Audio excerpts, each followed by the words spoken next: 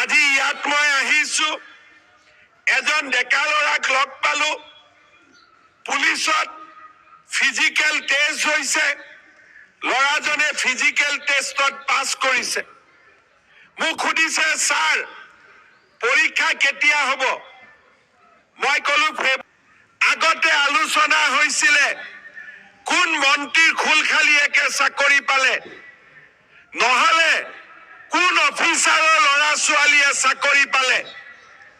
আজিকালি টিভিত আলোচনা কি হয় যে কোন তৰকাৰী ব্যৱসায়ী ল'ৰাই মেজিষ্ট্ৰেট হ'ল, কোন বজাৰত দোকান দিয়া বিধৱা মহিলাৰ ছোৱালী মেজিষ্ট্ৰেট হ'ল।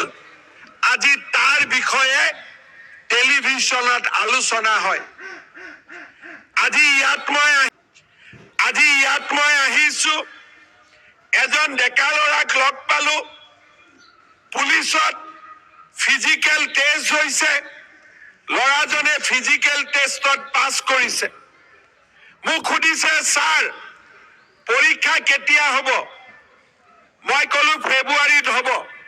ধুনীয়াকৈ গুচি গ'ল।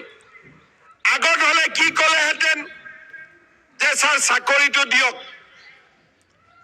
ইয়াত উঠি যোৱাৰ লগে লগে অতুল বৰাই এখন লিষ্ট দিলেহেঁতেন যে এইকেইটা মোৰ সমষ্টিৰ ল'ৰা চাকৰি দিয়ক। অজন্তা নেওগে এখন লিষ্ট দিলেহেঁতেন মোৰ সমষ্টিৰ ল'ৰা চাকৰি দিয়ক।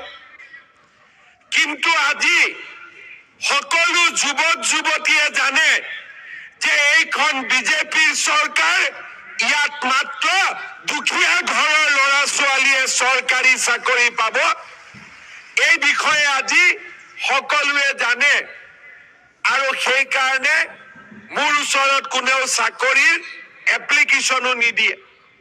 প্ৰথমতে দিছিলে, আজিকালি এপ্লিকেশ্যনো নিদিয়ে, মাত্ৰ খবৰ লয় ৰিজাল্ট কেতিয়া দিব, পৰীক্ষা কেতিয়া ওলাব, আকৌ বিজ্ঞাপন কেতিয়া ওলাব।